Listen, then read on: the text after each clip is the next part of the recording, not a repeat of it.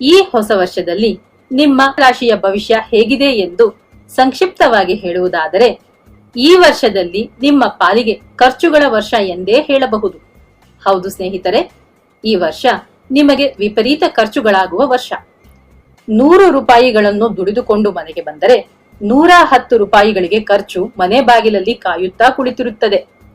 ಈ ವರ್ಷದಲ್ಲಿ ನಿಮಗೆ ವಿಪರೀತ ಕೆಲಸಗಳ ಒತ್ತಡವಿರುತ್ತದೆ. ನಿಮ್ಮ ಕೆಲಸ ಮಾತ್ರವಲ್ಲದೆ ಬೇರೆಯವರ ಕೆಲಸಗಳನ್ನು ಮೈಮೇಲೆ ಎಳೆದುಕೊಂಡು ಮಾಡಬೇಕಾದ ಅನಿವಾರ್ಯತೆ ಬರುತ್ತದೆ. ಅಂದುಕೊಂಡ ಕೆಲಸಗಳು ಯಾವುದೂ ಸರಳವಾಗಿ ಆಗುವುದಿಲ್ಲ. ಪ್ರತಿಯೊಂದು ವಿಷಯಕ್ಕೂ ಸಾಕಷ್ಟು ಅಲೆದಾಡಬೇಕಾಗುತ್ತದೆ. ಹಾಗೆಯೇ ವರಮಾನವು ಹೆಚ್ಚಾಗಿರುತ್ತದೆ. ಜೊತೆಯಲ್ಲೇ ನಿಮ್ಮ ಅಭಿವೃದ್ಧಿಯೂ ಆಗುತ್ತದೆ. ಸರಕಾರದಿಂದ ನಿರೀಕ್ಷಿಸಿದ ಸಹಕಾರ ಸಿಗುತ್ತದೆ. ಆಸ್ತಿಯ ತಕರಾರು ಅಂತ್ಯವಾಗುತ್ತದೆ. ತಾಯಿಯವರ ಆರೋಗ್ಯ ಸುಧಾರಿಸುತ್ತದೆ. ಒಳ್ಳೆಯ ಮನೆಗೆ ವಾಸ್ತವ್ಯ ಬದಲಾಯಿಸುವಿರಿ. ಆರೋಗ್ಯ ಸುಧಾರಿಸುತ್ತದೆ. ಕೋರ್ಟ್ ಕೇಸುಗಳು ನಿಮ್ಮಂತೆ ಆಗುತ್ತವೆ.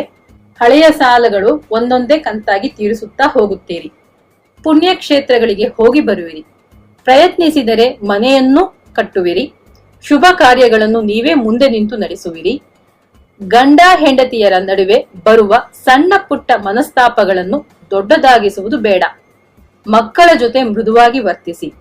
ಮಗಳಿಗೆ ವರನನ್ನು ಹುಡುಕುವಾಗ ವರನ ಪೂರ್ವಾಪರಗಳನ್ನು ಸರಿಯಾಗಿ ವಿಚಾರಿಸಿ ಮುಂದುವರಿಯುವುದು ಒಳ್ಳೆಯದು.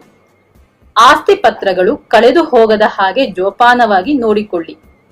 ದಾಕ್ಷಿಣ್ಯಕ್ಕೆ ಸಿಕ್ಕು ಯಾರಿಗೂ ಜಾಮೀನು ನೀಡುವುದಾಗಲಿ ಅಥವಾ ಸಹಾಯ ಮಾಡುತ್ತೇನೆ ಎಂದು ಮಾತು ಕೊಡುವುದಾಗಲಿ ಮಾಡಬೇಡಿ.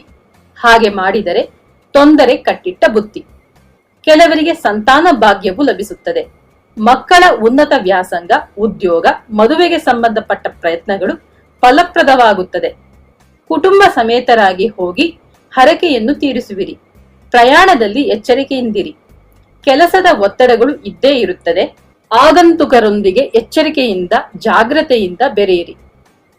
ವ್ಯಾಪಾರದಲ್ಲಿ ಕೆಲವು ಹೊಸ ಅನುಭವಗಳು ಲಭಿಸುತ್ತವೆ. ವ್ಯಾಪಾರ ವೃದ್ಧಿ ಮಾಡುತ್ತೀರಿ. ಉದ್ಯೋಗದಲ್ಲಿ ಸಾಮರ್ಥ್ಯಗಳನ್ನು ಪ್ರದರ್ಶಿಸಲು ಹೊಸ ಅವಕಾಶಗಳು ಸಿಗುತ್ತವೆ.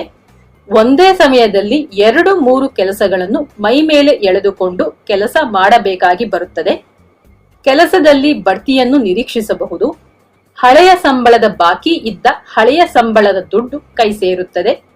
ಹೆಣ್ಣು ಮಕ್ಕಳು ವಿದ್ಯಾಭ್ಯಾಸದಲ್ಲಿ ಪ್ರಗತಿ ತೋರಿಸುವರು. ಹೆತ್ತವರ ಬಹಳ ದಿನಗಳ ಕನಸುಗಳನ್ನು ನನಸು ಮಾಡುತ್ತೀರಿ. ಗಂಡು ಮಕ್ಕಳು ಹುಡುಗಾಟಿಕೆಯನ್ನು ಕಡಿಮೆ ಮಾಡಿಕೊಂಡು ತರಗತಿಗಳಲ್ಲಿ ಪಾಠ ಪ್ರವಚನಗಳಲ್ಲಿ ಹೆಚ್ಚುವರಿ ಗಮನ ಹರಿಸುವುದು ಒಳ್ಳೆಯದು. ಕಲಾವಿದರು ವಿಮರ್ಶೆಗಳನ್ನು ಲೆಕ್ಕಿಸದೆ ಮುಂದುವರಿಯುವಿರಿ. ಹೊಸ ಹೊಸ ಅವಕಾಶಗಳು ಲಭಿಸುತ್ತದೆ. ಗುರುವಾರಗಳಂದು ಗುರು ಭಗವಾನನ್ನು, ಗುರು ಸ್ವರೂಪಿಗಳಾದ ರಾಘವೇಂದ್ರ ಸ್ವಾಮಿಗಳ ದರ್ಶನ ಪ್ರಾರ್ಥನೆ, ಶಿರಡಿ ಸಾಯಿಬಾಬಾ ಶ್ರೀಧರ ಆಶ್ರಮದ ಪಾದುಕಾ ದರ್ಶನಗಳನ್ನು ಮಾಡಿ ಬರುವುದು ಉತ್ತಮ. ಶುಭವಾಗಲಿ.